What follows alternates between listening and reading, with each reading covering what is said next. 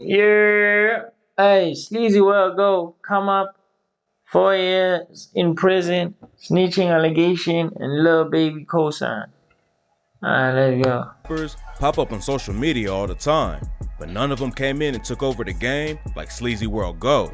He went from prison to working in a factory to making millions in a rap game in record time. And now, he's one of the hottest new artists in the industry. Today, we're breaking down the wild come up and career of Sleazy World Go. Let's get right into it.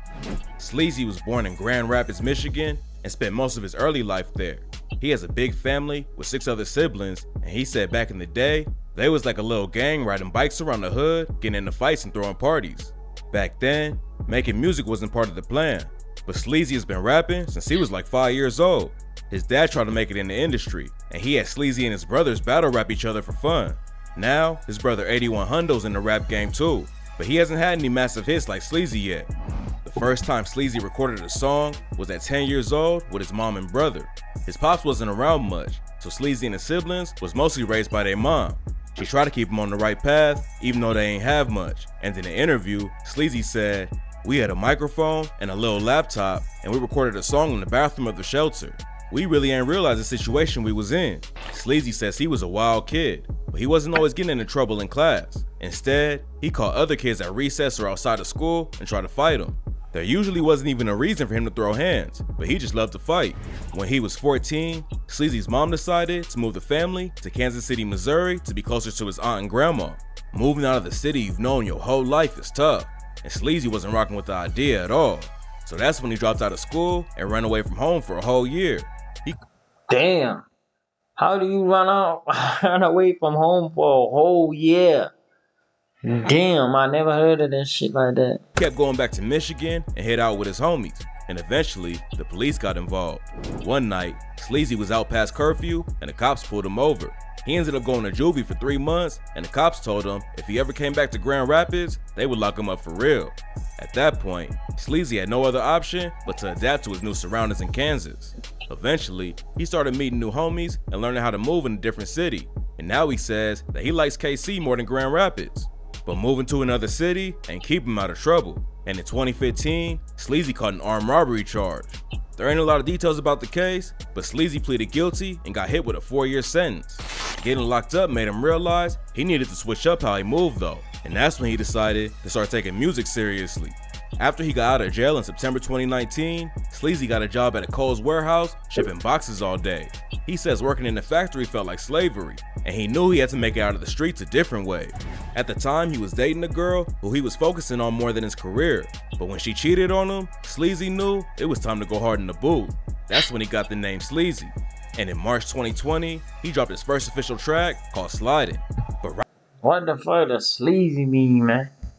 Damn, I just found out what sleazy mean, bro. Oh, that's crazy.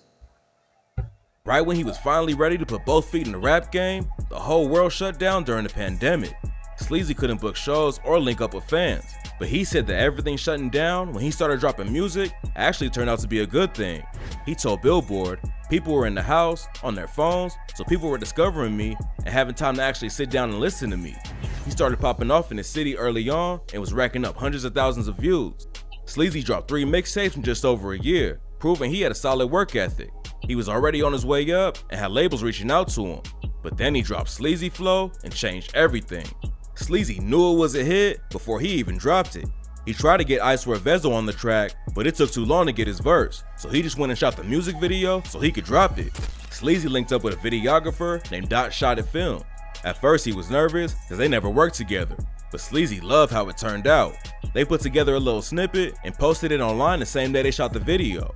It went viral instantly and racked up over 30K shares on Facebook. Everybody was ready for him to drop the full video, but then the videographer got locked up before he could finish it. Sleazy waited a month and a half until he finally linked up with Dot Shot his baby mama and got the footage so he could edit the video himself. Most people think Sleazy Flow just blew up in 2022, but it already had 1 million views before it started going viral on TikTok.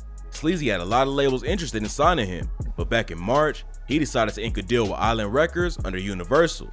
He was actually meeting with Island Records earlier this year when Sleazy Flow started going viral on TikTok. The track was already buzzing on YouTube, but the TikTok wave brought in a whole new audience and put Sleazy right in the spotlight. Huge artists started shouting out Sleazy on social media, and Lil Baby posted a TikTok singing the track.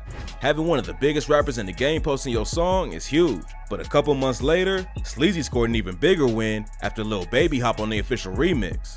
Sleazy went from an underground artist working at a warehouse to one of the hottest new rappers in the game almost overnight. Now he's got his money up and his name is buzzing in the industry. But Sleazy says, "It's a lot of stress. Motherfuckers want money." He told No Jumper, That's what I've been learning to do, set boundaries, you know. I feel like once you do something for a motherfucker and they don't do what they supposed to do, then it's like shit, I don't know what to tell you after that. Of course. It's like you gotta make. He also knows that blowing up as a street rapper and staying in your city is dangerous. But Sleazy wants to stick around KC and Grand Rapids for now, just to show other people they can make it in the industry, even if they're not from a place like Chicago or Atlanta. Before Sleazy came up, there wasn't a lot of artists from either city who really blew up. Back in the day, Sleazy ain't even know it was possible to be successful if you came from where he did. But now, he wants to inspire young kids to believe in themselves and go hard with the music too. He said, "Me growing up, I ain't never seen no celebrity in the city. I ain't never seen nobody that was like big and rich as hell, just in the city, just coming through. Like, so I want the motherfuckers under me to be able to see that type of shit. So like, I still want my presence in the city, you know what I'm saying?" After Sleazy Flow took off, Sleazy kept grinding and dropping new music. Offset reached out to him on social media, and they linked up for the viral track, Step 1. He's also been getting put on shows and performed at Rollin' Loud in Miami and Yo Gotti's birthday bash in Memphis. Sleazy just dropped his newest project, Where the Shooters Be, with features from Rich the Kid, G Herbo, Fredo Bang, and more. A lot of people was calling him a one-hit wonder after Sleazy Flow popped off, but he's proven that he's got what it takes to hold a career in the industry. Sleazy got a lot of people rocking with him right now, but that don't mean he don't got ops. Back in August, someone posted paperwork from 2016 that allegedly showed Sleazy and his brother 81 Hundo snitching about the armed robbery case he got locked up for. One picture shows a handwritten letter from someone asking a judge for forgiveness, and the other pics are of a transcript where Sleazy and his brother allegedly work with the cops. Sleazy clapped back and wrote, "Fake news, know my body," on his IG story. Then he posted a screenshot where someone was talking about how to make fake court documents.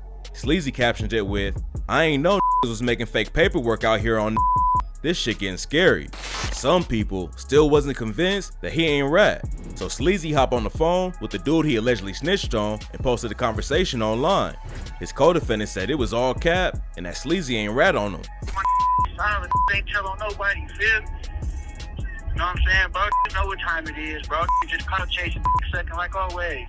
And dudes like Billionaire Black hop online and defended Sleazy too. Nobody knows what really went down except the people who was there, but Sleazy obviously ain't too pressed about it. He just dropped a project with the biggest features of his career, and it's probably just a matter of time before he pops off with something even bigger than Sleazy Flow. At this point, who knows where his career can go? As long as he stays in the booth and off the streets, Sleazy World Go is really ready to take over the game. Stand by for insert. Yeah, I ain't gonna lie. You just gotta keep going. Dropping these songs. Hey, like, comment, subscribe. Wrote to 4 million on my phone.